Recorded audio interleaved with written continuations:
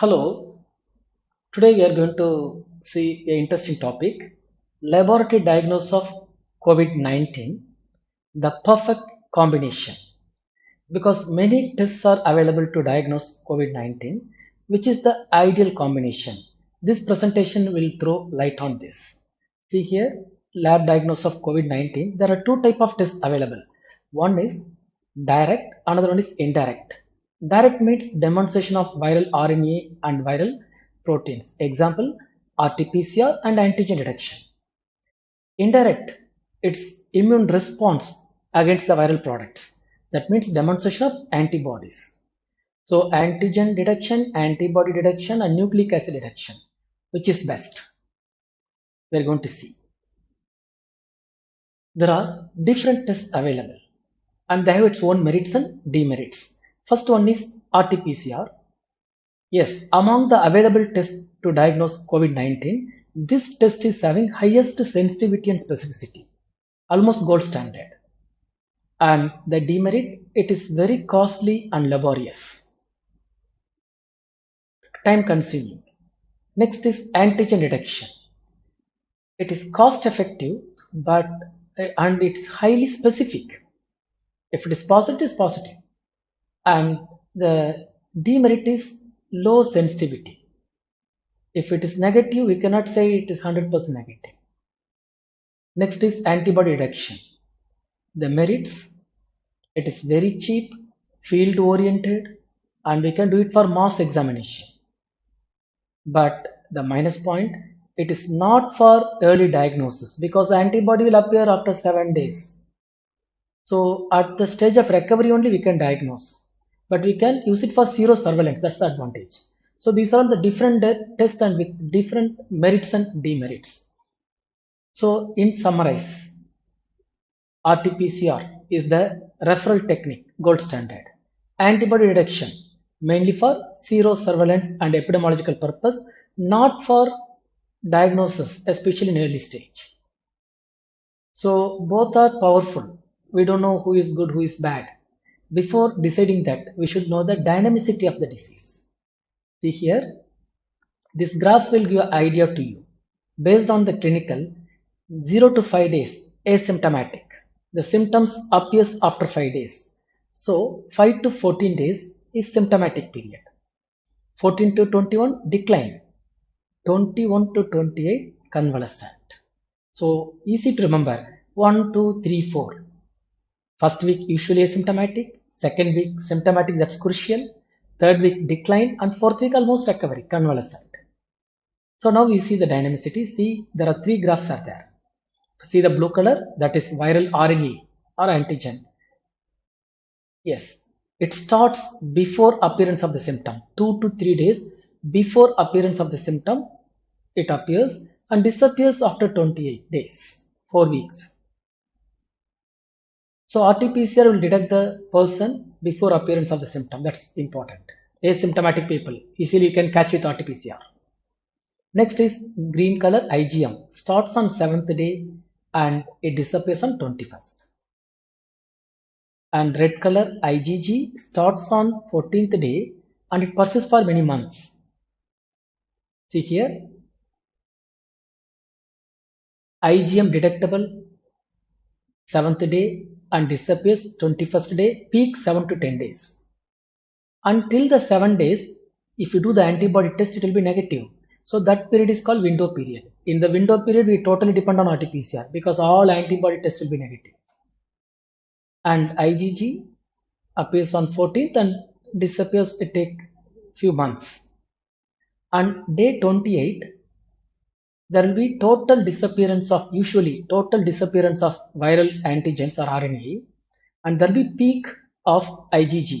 So that indicates good sign. He is on recovery. He is on recovery.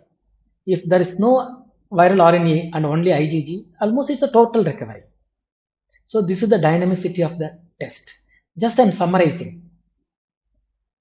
Yes, before summarizing, see the pink square, that is very crucial because in this area, IgM positive, IgG positive, viral RNA positive, everything will be present. So difficult to interpret. So I'll teach you how to interpret. Before that, just recollect the points. Day 0, the person infected. Up to 5 days, there is no onset of symptoms. After 5 days, the symptoms will appear. Day 7, IgM will appear. Day 14, IgG will appear. Day 21, IgM disappear. Day 28, viral RNA will disappear. And day up to day 7 is window period. He will be positive by RT-PCR. And day 14 to 21 decline. And 21 to 28, it is convalescent, good recovery. So if you know this, easily you can answer the questions. What questions? In future, we are going to get both antigen detection, antibody detection, PCR, everything will be there. That's called COVID panel. In the COVID panel, if we got the report, how to interpret? See here, possible combinations. RT-PCR, IgM, IgG. First, RT-PCR negative, IgM negative, IgG negative. So this is very easy. We can say the patient is not at all exposed and he is negative, but he is under risk. Anytime he may get the exposure and he may get the disease. So patient under risk. Next is RT-PCR positive, IgM negative, IgG negative. That means it should be within 7 days, preclinical, within 7 days. Next is RT-PCR positive, IgM positive, IgG negative. That means it's more than 7 days, especially 7 to 10 days usually. More than 7 days because that period IgM will be peak. Next is RT-PCR negative, IgM positive, IgG negative. Interesting. Because it may be after 7 days, after 7 to 10 days. In this time, what will happen? Because of IgM, there will be low viral load. So there will be RT-PCR will be undetectable. Viral RNA will be undetectable. See here. Acute phase more than 7 to 10 days because of low viral load. Better repeat RT-PCR. Next is RT-PCR negative, IgM positive and IgG positive. That means it is active phase more than 14 days. Because of appearance of the two antibodies, there will be disappearance of or lowering of the viral load. It's a good indicator because of presence of IgG, good prognosis. Next is RT-PCR positive, IgM positive, IgG positive. Yes, the pink square came here. What is it? It is active phase of infection, possible good prognosis because of IgG. In this phase, what happens? IgG start increasing, IgM start decreasing, and viral load also decreasing. I already told viral load will be persist up to minimum 28 days. So there will be lowering of viral load, but it will be present. And there will be increasing trend of IgG and decreasing trend of IgM. But all three will be positive. So in this time, we can go for the titer or some other thing. We can get very good picture. Next is RT-PCR positive, IgM negative, IgG positive. That means he crossed more than 14 days. Because up to 14 days IgM present. So he crossed 14 days. After 14 days, what will happen? There will be presence of RNA and presence of IgG. It's a sign of little good prognosis.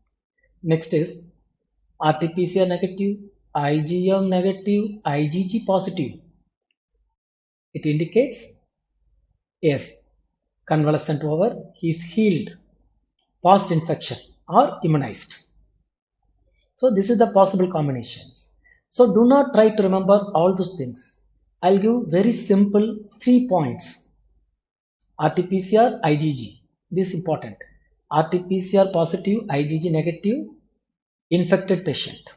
He is having infection, COVID positive.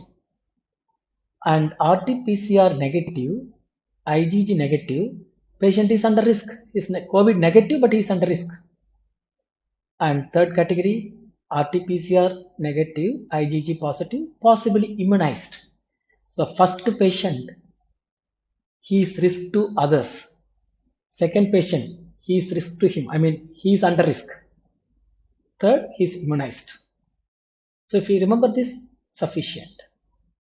Next is, I will go to the take-home message. Many tests are available for the diagnosis of COVID-19.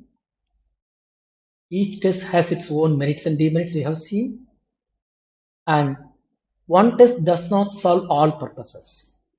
For surveillance, you need to do antibody test. For acute phase diagnosis, go for RT-PCR. If you want to know whether the patient is completely recovered, do RT-PCR. If you know the prognosis, whether the patient is going to recover or not, you do IgG. If it is present, it shows some positive sign. And it's a time to choose the perfect combination. Hope this presentation throws some idea of interpretation of different COVID tests, COVID panel, and a time to say thanks for the warriors who saved my mother country. Thank you very much.